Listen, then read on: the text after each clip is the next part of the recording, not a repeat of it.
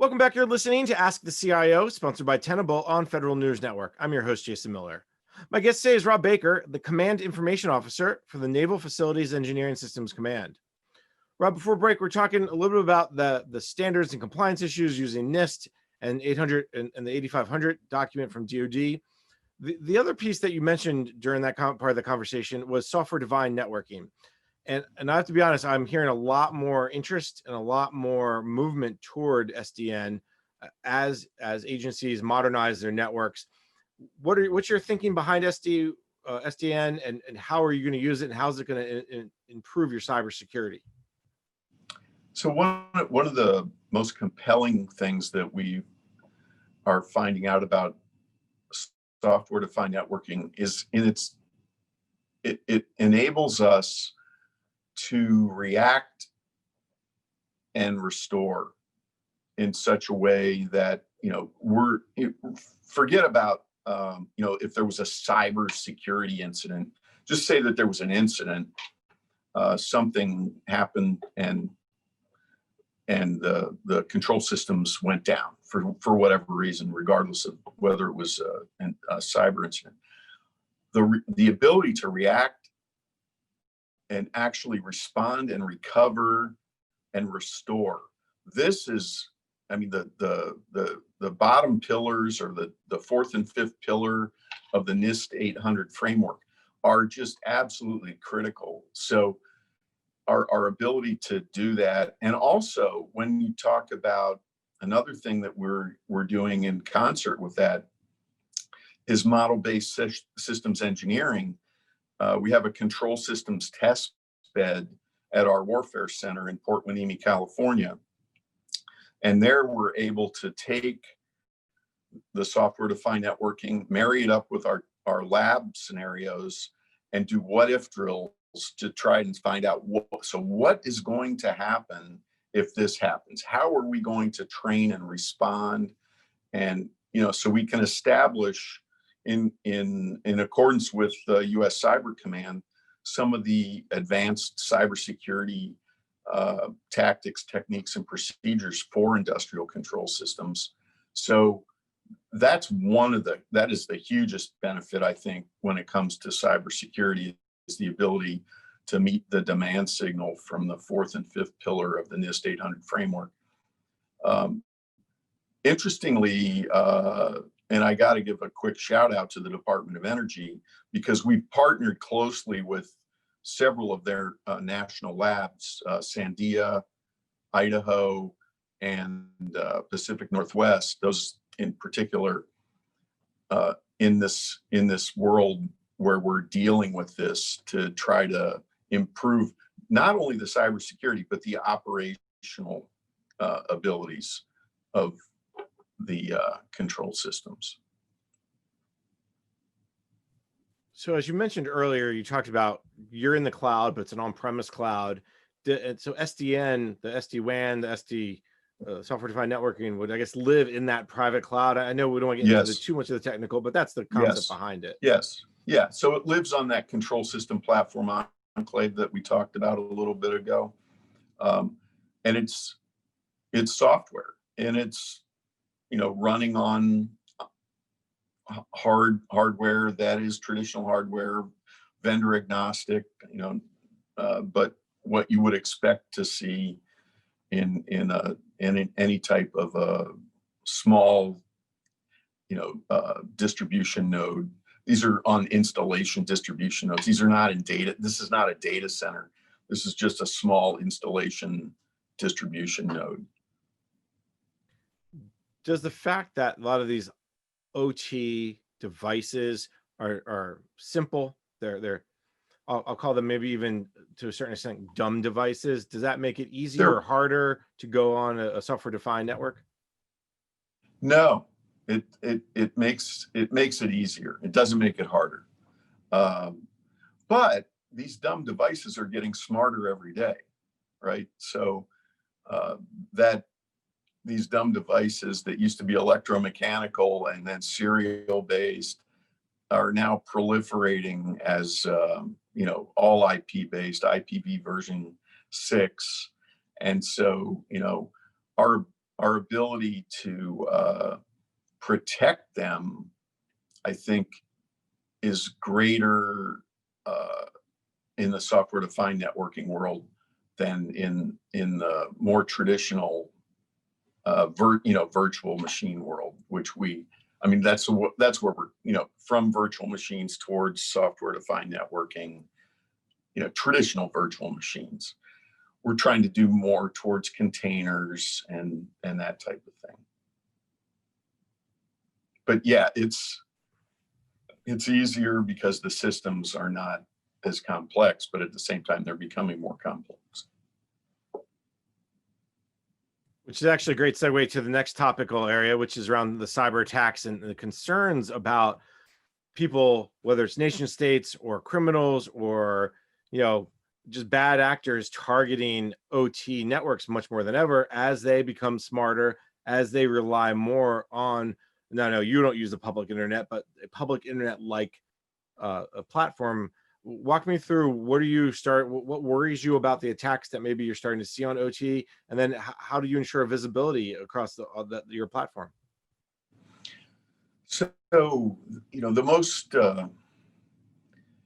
as we went through the timeline of how we evolved OT and cybersecurity, there was a timeline also of, this non-kinetic threat to infrastructure in our nation, in other nations. And so, we have plenty of examples. Most recently, where the Ukraine cyber attacks in 2015, and then again in 2017. So, and we've seen time and time again, it's on the internet, you can go read about it, obviously don't need to tell anybody about it, where these types of things are happening to critical infrastructure. And that is the one thing that we pay the most attention to. So what we want to do is understand what the threat can do. So we want a threat-informed response to everything. So if we're just worried about every stupid little vulnerability that exists, we want to grade it against, so the threat is real. Can the threat actually manifest itself? And then if it does, what would the consequence of that be? And so we try to go through this threat-informed process of, so here's a known vulnerability. Do we need to do anything about that? For us, the most significant potential threat actually comes from the insider, because we've talked about our isolated network. So the one thing that is most concerning for us would end up being this insider potential. And so in order to deal with that, we've created a partnership with these Department of Energy labs and also with the Johns Hopkins APL, where we're working together with NAVFAC and Naval Space and Warfare Systems Command, headquartered out of San Diego, to put together a real-time situational awareness tool that allows us to simultaneously understand what's going on and maybe respond with machine language, artificial intelligence speed instead of human speed to anything that we might see inside these control systems. That thing is called Mosaics, more situational awareness for industrial control systems. And we've had large engagements with the vendor community on this and with good results. And we've tested it now a couple of times on real systems. And it's very promising technology that, according to the way the Department of Energy and the DoD are working on this together, would actually end up becoming available to the nation's utility companies to use on their infrastructure. So national infrastructure, not just DoD infrastructure. Yeah, I think that's a great news story because we know, and you know this better than anybody else probably, that 88% of all critical infrastructure is owned by the private sector, and they're seeing bigger, more attacks, more threats, more challenges than probably you are, and because how much they own it. So if there's something that you could be a little more proactive on understanding the insider piece. One thing that when we think of insider threats, you think of someone trying to do malicious activity, but an insider threat also can be someone clicking on a link or bringing Yes, a thumb drive or something that absolutely. is not necessarily malicious, but just not necessarily smart either. It could be a mistake. I mean, it's just a mistake. Where you do the wrong, like you said, click on the wrong link. But sometimes that's an overt. Sometimes people are just trying to do their job correctly, and they code in the wrong thing or they punch the wrong keyboard key. So yeah, absolutely. Those are the types of things we want to detect, especially on our most critical infrastructure.